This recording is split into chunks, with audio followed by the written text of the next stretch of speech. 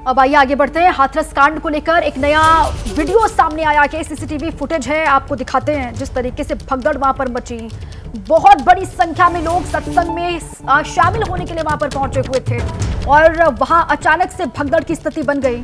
CCTV footage वहां से एक और नया सामने आया कि वो आपको हम दिखाने वाले हैं। ये देखिए आप, अब अचानक से वहां पर ऐसा क्या हुआ जिसके बाद भगदड़ मची। 121 जो कि अब आंकड़ा 123 का हो चुका है, 123 लोगों की जान जा चुकी है इस पूरे ही घटना में, इस पूरे हादसे में। उसका नया वीडियो सामने आया है, सीसीटीवी वीडियो है जो आपको इस वक्त हम दिखा रहे हैं। ये उस घटना स्थल का जहां पर भगदड़ मची, जहां पर सत्संग चल रहा था और लाखों की संख्या में तादाद में लोग वहां पर पहुंचे हुए थे।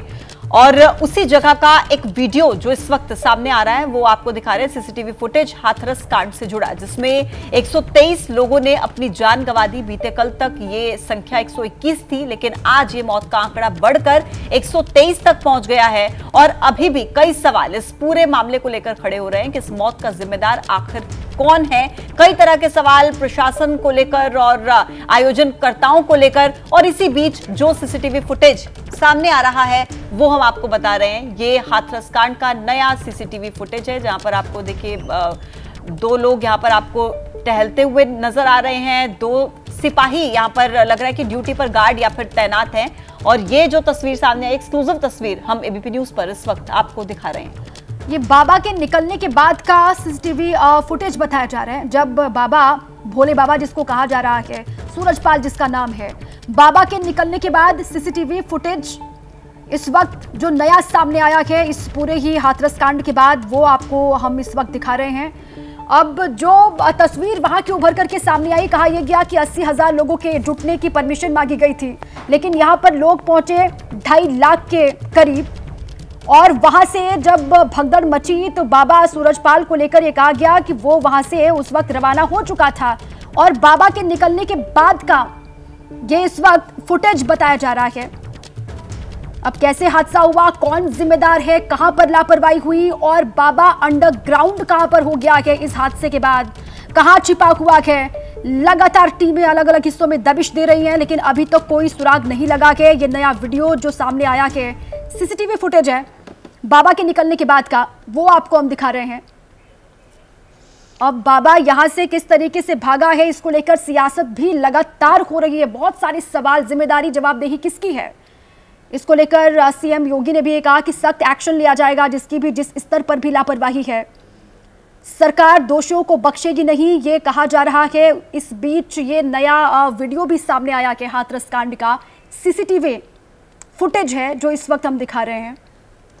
और वीरेश पांडे हमारे सहयोगी सीधे जुड़ चुके हैं, आइए उन्हीं का रुख कर लेते हैं। वीरेश, ये नया वीडियो है, इसमें दिख क्या रहा है, जरा आप ही बताइए विस्तार से। और सबसे बड़ा सवाल तो यही बना हुआ है कि आखिर ये बाबा सूरजपाल, जिसको भोले बाबा कहा जा रहा है, वो लापता कहां पर है, कहां अंडरग्राउंड हो गया, उसकी तलाश लगातार की जा रही है, लेकिन अभी तक कोई सुराग लग नहीं पाया।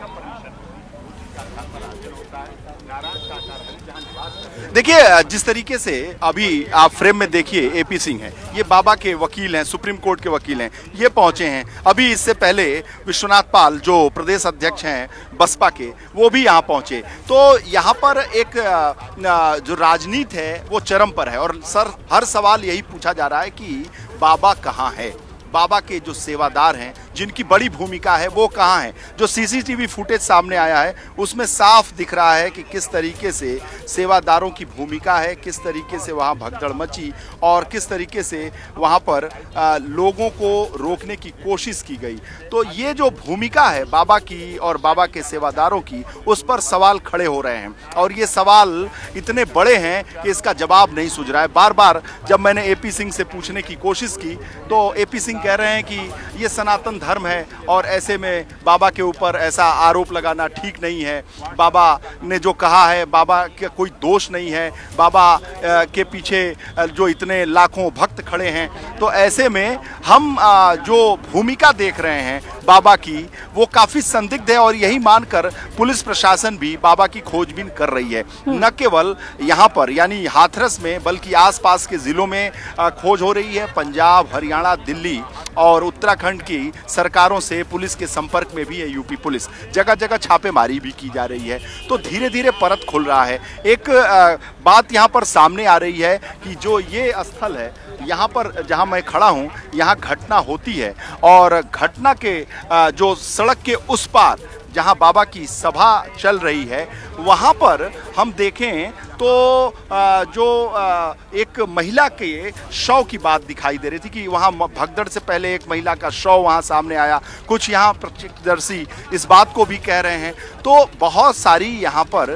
कहानियाँ निकलकर सामने आ रही हैं जिसमें बाबा की भूमिका काफ़ी संदिग्ध है। और जब मैंने विश्वनाथ पाल से पूछा कि दलितों को लेकर यहाँ राजनीति हो रही है, बसपा क्या राजनीति कर रही है, बाबा दोषी हैं कि नहीं दोषी हैं, तो सारा ठीकरा सरकार, जिला प्रशासन उनकी लापरवाही पर फोड़ा जा रहा है। लेकिन सवाल ये खड़ा होता है, मैं एपी सिंह से बात करने की कोशिश करूंगा कि आखिर किसकी भूमिका है इसमें, जो जिसको दोषी वो मानते हैं। ये तो जिला प्रशासन की बात कर रहे हैं, लेकिन उनका ये कहना है बार बार कि भाई हमारी भूमिका केवल इतनी है कि हमारे बाबा प्रवचन करते हैं, बाबा प्रवचन करते हैं, भक्त आते हैं, लेकिन 80,000 की जगह पे 5 लाख आ गए, 2.5 लाख आ गए, इस पर इनका कोई जवाब नहीं है।